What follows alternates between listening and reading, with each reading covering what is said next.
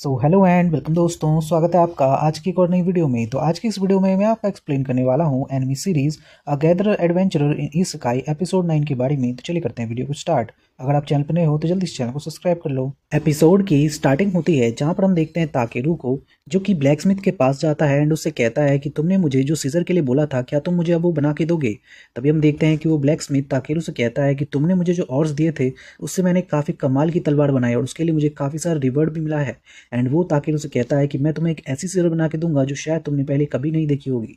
उसके बाद हम देखते हैं कि ताकेरू फाइनली उसके घर से बाहर आता है। जैसे वो बाहर आता है वहाँ पे हम गॉडेस को देखते हैं, जो कि ताकेरू से पूछती है कि तुम्हारा बिजनेस कैसा गया। तभी हम देखते हैं कि ताकेरू कहता है कि सब कुछ ठीक रहा, उसने मुझे हामी भर दी है कि वो मेरे लिए सीजर बना के देगा।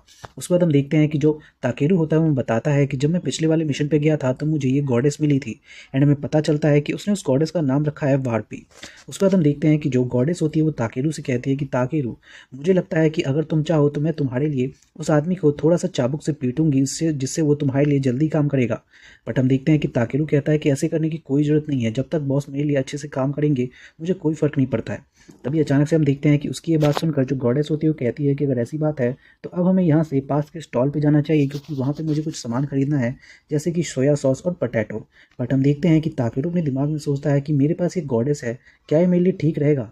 तभी अचानक से हम देखते हैं कि जो जैसे ही वो गॉडेस पोटैटो और सोया सॉस के बारे में बोलती है, जो बी होता है बहुत ज़्यादा खुश हो जाता है, क्योंकि उसको भी खाने का काफ़ी ज़्यादा शौक होता है। बट अचानक से हम देखते हैं कि जो वो गॉडेस होती है वो कहती है कि मुझे ऐसा लगता है कि बी का पेट भरा हुआ है, जिसकी बात सुनकर हम देखते हैं जो बी होता है वो काफ़ी ज़्यादा गुस्सा हो जाता है एंड उन दोनों के बीच में फाइट होने लगती है। बट तभी अचानक से हम देखते हैं कि वहाँ पे गिल्ड का एक आदमी आता है एंड ताकेरू को अपने साथ ले जाता है। उसके बाद हम देखते हैं कि जैसे ही वो गिल्ड जाते हैं वो उन्हें पता चलता है कि वहाँ पे मटेरियल गैदर करने वाले लोगों का एक कंपटीशन होने वाला है, जिसके लिए वो चाहते हैं कि जो ताकेरू है वो भी उसमें भाग ले। बट हम देखते हैं कि जैसे ही वो लोग ताकेरू से इस बारे में पूछते हैं, जो ताकेरू होता है वो कहता है कि क्या कहा तुमने, मटेरियल गैदर करने वाला एक कंपटीशन। बट मुझे लगता है कि मैं इस सब के बिना ही ठीक हूँ, मुझे इन सब में कोई ज़्यादा इंटरेस्ट नहीं है।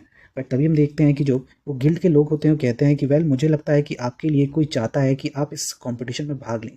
तभी हम देखते हैं कि ताकेरू उनसे पूछता है कि कौन है। तभी हम देखते हैं कि जो गिल्ड के लोग होते हैं वो बताते हैं कि वेल, ये जो कंपटीशन हो रहा है वो करवाने वाले लॉर्ड हैं, वो भी वेलक्राइम के, और वो चाहते हैं कि तुम इसमें खुद भाग लो, ताकि उनको काफ़ी अच्छा लगे तुम्हारे बारे में सोच जान के, क्योंकि वो चाहते हैं कि तुम ज़्यादा से ज़्यादा जल्दी ऊपर के रैंक पे पहुंचो। तभी हम देखते हैं कि ताकेरू पहले तो उसको लेने से थोड़ा कतराता है, उसको क्योंकि ये सब ज़्यादा पसंद नहीं होता। बट बाद में वो हार मान के उसको एक्सेप्ट कर लेता है और कहता है कि ठीक है, मैं भी इसमें भाग लूँगा। उसके बाद हम फाइनली देखते हैं बाहर जो गिल्ड मास्टर होता है वो वहाँ पे इन सब चीज़ों के बारे में बता रहा होता है, इन्फॉर्मेशन दे रहा होता है इस कंपटीशन के बारे में। एंड हम देखते हैं कि जो लोग होते हैं वहाँ पे, जो भी कंपटीशन में हिस्सा लेने के लिए आए होते हैं, वो सभी बहुत ज़्यादा खुश होते हैं और काफ़ी ज़्यादा हैप्पी होते हैं। तभी हम देखते हैं कि जो गिल्ड मास्टर होता है बताता है कि इस कंपटीशन को करवाने वाले खुद बेलक्राइम के लॉर्ड हैं, अपनी पत्नी को एक गिफ्ट देना चाहते हैं जिसके लिए कंपटीशन हो रहा है। एंड हम देखते हैं कि वो बताया जाता है कि इस कंपटीशन का रूल इतना सा है कि उन्हें रेनबो शिप के बालों को लाना होगा, यानी कि उनके वूल्स को। एंड हम देखते हैं कि उसकी ये बात सुनकर जो ताकेरू होता है वो कहता है कि मैंने तो इसके बारे में कभी नहीं सुना। तभी अचानक से हम देखते हैं कि जो गिल्ड का मास्टर होता है वो कहता है कि मैं जानता हूँ कि तुम में से ज़्यादातर लोगों को इसके बारे में पता भी नहीं होगा, बट मैं तुम्हें बता दूं कि ये एक रेयर मटेरियल है, जो कि ए रैंक का मटेरियल होता है और इसे ढूंढना बहुत ज़्यादा मुश्किल होता है। मैं जानता हूँ कि तुम लोगों में से कई लोगों के पास काफ़ी सारे कनेक्शंस भी होंगे, बट तुम उनका इस्तेमाल नहीं कर सकते। और साथ ही में तुम्हें अगर किसी भी तरह की इन्फॉर्मेशन की ज़रूरत है तो तुम्हें पब्लिक लाइब्रेरीज जाना चाहिए, जहाँ से तुम्हें इसकी इन्फॉर्मेशन को लेना होगा। तुम इसमें किसी भी अपने दोस्त का या किसी भी और संगे संबंधी का कहते मदद नहीं ले सकते हैं। एंड हम देखते हैं कि उसकी ये बात सुनकर जो ताकेरू होता है वो पहले तो थोड़ा सा अजीब सा फील करता है, बट तभी हम देखते हैं कि जो वो गिल्ड का मास्टर होता है वो कहता है कि जो भी यहाँ पे जीतेगा उसको काफ़ी बढ़िया रिवॉर्ड भी दिया जाएगा।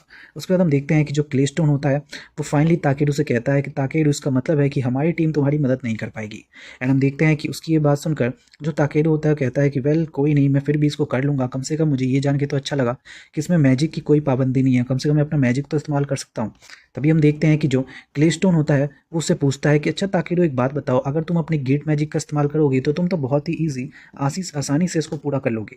बट हम देखते हैं कि ताकेरू कहता है कि नहीं, मैं उसका इस्तेमाल नहीं करूँगा, क्योंकि अगर मैंने उसका इस्तेमाल किया तो यहाँ पे जो एडवेंचर्स हैं वो कहेंगे तो कि शायद मैंने कोई फ्रॉड किया है, और इसीलिए मैं नहीं चाहता कि ऐसा कुछ हो। बट तभी हम देखते हैं कि जैसे ही ताकेरू वहाँ से जाने के बारे में सोचता है, जो बी होता है उसको बहुत तेज़ी से पकड़ के रोने लगता है और कहता है कि मैं तुम्हें छोड़ने वाला नहीं हूँ। बट हम देखते हैं कि ताकेरू से कहता है कि तुम जानते हो ना मुझे जाना है, एंड वो उसको छोड़ने के लिए मना नहीं लगता है। बट तभी हम देखते हैं कि कंपटीशन स्टार्ट हो जाता है एंड सभी के सभी एडवेंचर्स वहाँ से भाग कर जाने लगते हैं उस वुल के उस सीप के वुल्स को लेने के लिए। बट तभी अचानक से हम देखते हैं जो ताकेरू होता है उसके सामने सबसे बड़ी प्रॉब्लम होती है कि जो बी होता है वो चुप ही नहीं हो रहा होता है एंड वो चाहता है कि वो भी ताकेरू के साथ जाए। बट तभी हम देखते हैं कि जो गॉडेस वार्पी होती है वो अचानक से बी को अपनी गोदी में ले लेती है एंड जैसे ही वो उसकी गोदी में ले जाता है अचानक से वो वहाँ पे सो जाता है एंड हम देखते हैं कि उसको ऐसा लगता है कि शायद काफ़ी ज़्यादा नरम बिस्तर मिल गया है। बट तभी हम देखते हैं कि ताकेरू उससे पूछता है कि आखिर तुमने ऐसा क्या किया। तभी हम देखते हैं कि वार्पी उसे बताती है कि कुछ खास नहीं, मैंने अपना माना इसके अंदर डाल दिया जिससे हुआ ये कि इसको इतना ज़्यादा माना मिल गया और ये अच्छे से सो गया। एंड हम देखते हैं कि उसकी ये बात सुनकर ताकेरू फाइनली समझ जाता है कि अच्छा ऐसी बात है। एंड उसके बाद हम देखते हैं कि ताकेरू फाइनली वहाँ से निकल जाता है एंड जाते वक्त हम देखते हैं कि सबसे पहले वो जाता है लाइब्रेरी में एंड वहाँ पे कुछ इन्फॉर्मेशन इकट्ठा करने लगता है उस वुल के बारे में कि उन शिप का वुल यानी कि रेनबो शिप का जो वुल होता है उसको कैसे मिलेगा और उसके बारे में क्या क्या जानकारी है।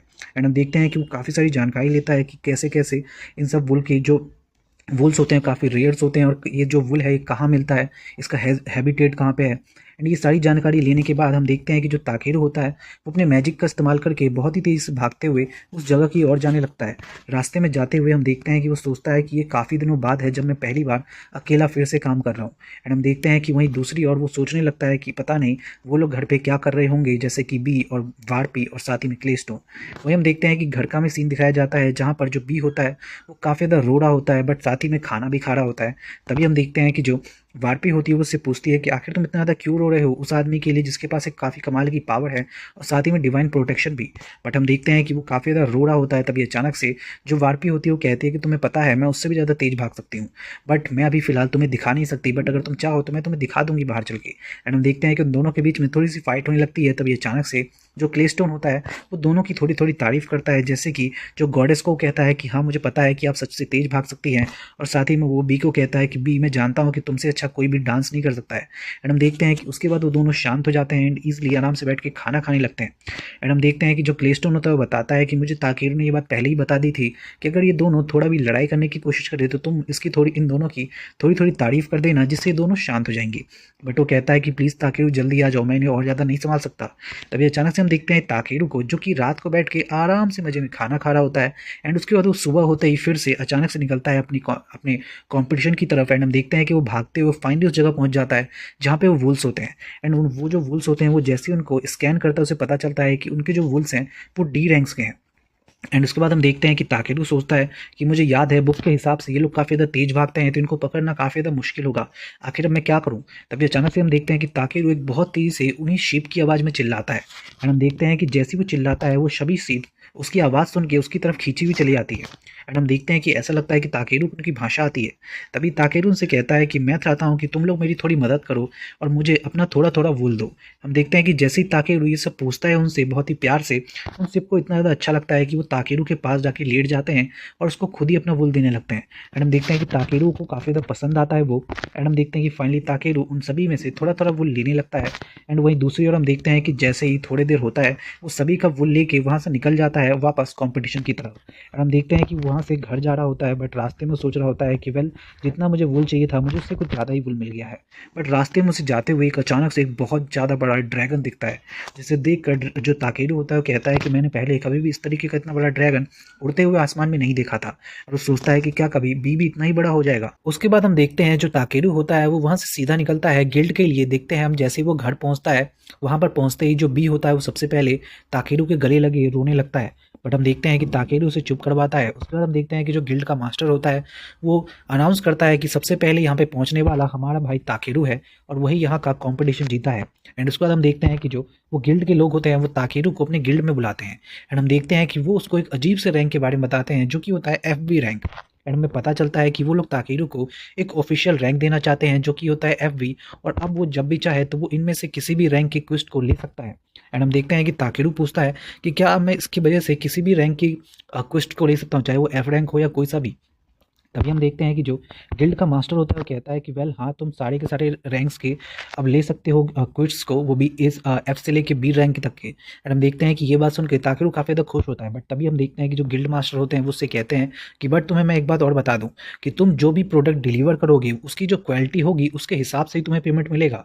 अगर उसकी क्वालिटी ज़्यादा बढ़िया नहीं हुई तो तुम्हें कम पेमेंट मिलेगा, और अगर ज़्यादा बढ़िया हुई तो उसके हिसाब से जो पेमेंट होगी वो बढ़ भी जाएगी। क्योंकि मैं जानता हूँ कि जो कुछ लोग होते हैं वो अपने प्राइस को या तो काफ़ी ज़्यादा कम कर लेते लेते हैं या काफ़ी ज़्यादा बढ़ा लेते हैं, बट तुम्हें ऐसा नहीं करना है। वो तुम्हारे रिजल्ट पे डिपेंड करेगी कि तुमने सामान कैसा दिया है। और वो कहते हैं कि अगर तुमने कभी भी कोशिश की कि तुम अपना जो वैल्यू है वो कम कर दो या ज़्यादा कर दो, तो ये तुम कभी कभी तो कर सकते हो, बट अगर तुम ये बार बार करते हो तो तुम इससे मार्केट का प्राइस काफ़ी ज़्यादा क्रैश कर दोगे, जिससे लोगों को काफ़ी ज़्यादा प्रॉब्लम हो सकती है। तो तुम्हें ये करने से बचना है। और हम देखते हैं कि उसके बाद जो गिल्ड का एक दूसरा आदमी होता है, वो बियर जैसा दिखने वाला, वो कहता है कि वेल हमारे मास्टर केवल इतना कहना चाहते हैं कि तुम्हें जितना तुम काम करोगे उसके हिसाब से तुम्हें पैसे मिलेंगे, इस पर तुम्हें ध्यान रखना है। एंड हम देखते हैं कि जो वो गिल्ड का मास्टर होता है कहता है कि देखो तुम्हें चिंता करने की कोई ज़रूरत नहीं है, बस हम चाहते हैं, हम सभी वेलक्राइम्स के लोग चाहते हैं कि तुम जितना हो सके उतने ऊपर रैंक पे पहुंच जाओ, इसलिए हम तुमसे ये कह रहे हैं कि तुम जल्दी से इस रैंक को एक्सेप्ट कर लो। एंड हम देखते हैं कि ताकेरू से क्लेस्टोन कहता है कि ताकेरू तुम इसके लायक हो, तुम्हें इसे एक्सेप्ट करना चाहिए। तभी हम देखते हैं कि ताकेरू पहले तो थोड़ा सोचता है, बट उसके बाद वो कहता है कि ठीक है मैं इसे एक्सेप्ट कर लूँगा। उसके बाद हम फाइनली देखते हैं कि वो ताकेरू को एक FB रैंक वाला एक रिंग देते हैं, जो कि इसका पहचान होता है कि अब ताकेरू F से लेके B रैंक तक के सभी क्वेस्ट को अपना सकता है। तभी हम देखते हैं कि वहाँ पे वो रैबिट गर्ल आ जाती है एंड वो अचानक से कहती है कि सर यहाँ पे एक इमरजेंसी आ गई है। एंड वो बताती है कि वेल एक्चुअली हुआ ये है कि फॉरेस्ट के अंदर से एक बहुत बड़ा जानवर शहर की तरफ आ रहा है। एंड हम देखते हैं कि उसकी ये बात सुनकर जो गिल्ड मास्टर होते हैं वो ताकेरू से कहते हैं कि ताकेरू हमें तुम्हारी मदद चाहिए। हम देखते हैं कि ताकेरू मदद करने के लिए मान जाता है। एंड उसके बाद हम देखते हैं कि ताकेरू की पूरी टीम फाइनली जाती है फॉरेस्ट के पास मदद करने के लिए। एंड हम देखते हैं कि फॉरेस्ट से एक बहुत बड़ा जानवर निकलता है जो कि काफ़ी कमाल का मॉन्स्टर होता है। बट अचानक से हम देखते हैं कि ताकेरू के ऊपर पास एक आवाज़ आती है जो कि उस मॉन्स्टर के ऊपर से आ रही होती है कि और ये क्या, ये तुम हो क्लेस्टोन और ताकेरू। एंड हम देखते हैं कि हमें पता चलता है कि उस मॉन्स्टर के ऊपर और कोई नहीं बल्कि ब्रोलाइट है। एंड हम देखते हैं कि ब्रोलाइट कहती है कि और ताकेरू मैं तुम्हें ही ढूंढ रही थी काफ़ी दिनों से। तभी हम देखते हैं कि बी भी काफ़ी ज़्यादा खुश हो जाता है ब्रोलाइट को देख के। उसके बाद हम देखते हैं कि ब्रोलाइट वहाँ से उतरती है एंड ताकेरू की तरफ जाने लगती है। बट हम देखते हैं कि ताकेरू को इतनी ज़्यादा बदबू आती है कि वो पहले तो उसके ऊपर मैजिक इस्तेमाल करता है क्लीन। जैसे वो मैजिक इस्तेमाल करता है जो ब्रोलाइट होती है वो बिल्कुल ही क्लीन हो जाती है। उसके बाद हम देखते हैं कि जो ताकेरू होता है वो पूछता है ब्रोलाइट से कि ब्रोलाइट तुम आखिर इस मॉन्स्टर की इतनी ज़्यादा अच्छे से सवारी क्यों कर रही हो। तभी हम देखते हैं कि ब्रोलाइट उसे बताती है कि तुमने मुझे कहा था ना कि तुम्हें एक चलने वाला घोड़ा चाहिए जिसके ऊपर तुम बैठ के सवारी कर सको, तो इसलिए मैं तुम्हारे लिए अपना एक दोस्त लेके आई हूँ। एंड हम देखते हैं कि वो उसका नाम भी बताती है। बट हम देखते हैं कि ताकेरू को उस मॉन्स्टर को देख के इतना अजीब लगता है कि वो उसके ऊपर क्लीन मैजिक का इस्तेमाल कर देता है, जिसका क्लीन मैजिक जैसे ही वो इस्तेमाल करता है जो मॉन्स्टर होता है वो ज़मीन के अंदर चला जाता है। एंड हम देखते हैं कि ताकेरू ब्रोलाइट से कहता है कि वेल मुझे नहीं लगता कि मुझे इतने बड़े जानवर की कोई ज़रूरत है। तभी हम देखते हैं कि जो वो ब्रोलाइट होती है वो कहती है कि इसका मतलब तुम्हारे लिए हॉर्स की ज़रूरत है। बट तभी पीछे से जो वारपी होती है वो कहती है कि मुझे नहीं लगता कि मेरे रहते हुए तुम्हें किसी भी घोड़े की ज़रूरत पड़ेगी। तभी हम देखते हैं कि जो ब्रोलाइट होती है पूछती है कि आखिर ये लड़की कौन है, ताकेरू। तभी हम देखते हैं कि ताकेरू ब्रोलाइट से कहता है कि पहले हमें गिल्ड चलना चाहिए, उसके बाद मैं तुम्हें सब कुछ बताऊंगा। एंड हम देखते हैं कि जैसे वो लोग गिल्ड पहुंचते हैं वहाँ पे वो लोग थोड़ी बहुत पार्टी करते हैं एंड ताकेरू ब्रोलाइट को सब कुछ बताता है। एंड हम देखते हैं कि ब्रोलाइट कहती है कि अच्छा ऐसी बात है तो क्या मैं अभी तुम्हारी टीम को ज्वाइन कर सकती हूँ। तभी हम देखते हैं कि ताकेरू कहता है कि ठीक है अगर तुम चाहो तो तुम मेरी गिल्ड को ज्वाइन कर सकती हो। वैसे ही मैं खुद भी सोच रहा था कि मैं तुम्हें अगली बार इन्वाइट करूँगा जब मैं तुमसे मिलूंगा। तभी हम देखते हैं कि जो ब्रोलाइट होती है वो दिखाती है कि ये देखो मेरे पास ये रिंग है, यानी कि अब मैं ए रैंक एडवेंचरर हूँ। तभी वो लोग पूछते हैं कि आखिर तुम ए रैंक एडवेंचरर कैसे बनी। तभी हम देखते हैं कि वो बताती है कि जब हम पिछली मिशन पर से वापस आए थे तो मैंने अपने रैंक को बढ़ा लिया था। उसके बाद हम देखते हैं कि जो वारपी होती है वो अचानक से उसके बारे में कुछ कहने लगती है, यानी कि ब्रोलाइट के बारे में। बट हम देखते हैं कि ब्रोलाइट उसे कहती है कि प्लीज़ इसके बारे में अभी तुम कोई जिक्र मत करो, मैं बाद में इन सभी को इस बारे में बता दूंगी। बट तभी हम देखते हैं कि ताकेरू उससे पूछता है ब्रोलाइट से कि अच्छा तुमने मुझसे एक हेल्प मांगी थी, तुम किस तरीके की हेल्प चाहते हो। तभी हम देखते हैं कि ब्रोलाइट कहती है कि वेल मैं तुमसे अपनी बहन के बारे में हेल्प मांगना चाहती हूँ। एंड वो बताती है कि एक्चुअली मेरी बहन अपने घर से भाग गई है। एंड वो बताती है कि एक्चुअली मैं उसी को ढूंढ रही हूँ और मैं चाहती हूँ कि तुम उसको मेरे लिए ढूंढो। एंड हम देखते हैं कि वो बताती है कि एक्चुअली मेरी बहन जो है वो एक काफ़ी कमाल की लड़की है हमारे यहाँ की, और हाँ सभी लोग चाहते हैं कि उसको एक ऑफर के तौर पे एक जाइंट ट्री को दिया जाए और उसके बाद वो जब पैदा होगी तो हमारे चीफ के रूप में पैदा होगी। बट उसके लिए उसके पास एक कंडीशन है कि सबसे पहले उसे हमारे यहाँ के किसी एक इंसान से शादी करनी होगी और एक बच्चा पैदा करना होगा, उसके बाद ही उसे इस तरीके के ऑफर के लिए एक्सेप्ट किया जाएगा। बट उसने जब से ये बात सुनी है वो वहाँ से भाग गई है और मैं नहीं चाहती कि वो कहीं चली जाए और मैं चाहती हूँ कि तुम उसको ढूंढो। बट तभी हम देखते हैं कि ताकेरू को काफ़ी ज़्यादा अजीब फील होता है उसका बात सुन के, और वो कहता है कि आखिर ये सीरियस टॉकिंग कौन कर रहा है, ब्रोलाइट। तभी हम देखते हैं कि ब्रोलाइट बताती है कि वेल वो उनसे बस इतना कहना चाहती है कि वो उस इंसान से शादी नहीं करेगी जिसको वो पसंद भी नहीं करती है। बट तभी हम देखते हैं कि ब्रोलाइट ये भी कहती है कि वेल जब हमने उसके ऊपर काफ़ी ज़्यादा फोर्स किया मैरिज के लिए तो उसने हमारे सामने एक कंडीशन रख दी कि उसको एक ऐसा हॉर्स चाहिए जो कि बिल्कुल ही वाइट हो और आज तक पूरी दुनिया में किसी ने उसको पहले कभी ना देखा हो। और जब मैं ऐसे हॉर्स को ढूंढ के उसके पास ले जाने लगी तो उस समय वो वहाँ से पहले ही भाग चुकी थी। तो मैं बस इतना चाहती हूँ कि तुम मेरे लिए उसको ढूंढ लो, क्योंकि तुम हर तरह के मैजिक का इस्तेमाल कर सकते हो तो शायद तुम आसानी से उसे ढूंढ भी लोगे। बट तभी हम देखते हैं कि ताकेरू से कहता है कि मैं ये बात समझ गया तुम्हारी, बट क्या मुझे उसे ढूंढना चाहिए क्योंकि वो इसलिए भागी है क्योंकि उसको शादी नहीं करनी है। तभी हम देखते हैं कि ब्रूलेट कहती है कि वेल मैं जानती हूँ और मेरा गोल भी ये नहीं है कि मैं उसको अपने वापस से अपने विलेज लेके जाऊँ। मैं तो बस इतना चाहती हूँ कि मैं कम से कम ये तो जान सकूँ कि वो क्यों भागी, उसने मुझे इसके बारे में बताया क्यों नहीं। तभी हम देखते हैं कि ताकेरू उसकी मदद के लिए मान जाता है और कहता है कि अगर ऐसी बात है तो मैं तुम्हारी मदद जरूर करूंगा।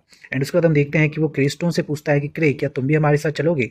तभी हम देखते हैं कि क्ले कहता है कि वेल अगर मैं तुम्हारी टीम में हूँ तो ऑब्वियस सी बात है कि मैं भी तुम्हारे साथ चलूंगा। और तभी हम देखते हैं कि जो वो वार्पी होती है यानी कि गॉडेस, वो भी कहती है कि वेल तुम अपने हॉर्स के बिना कैसे जा सकते हो।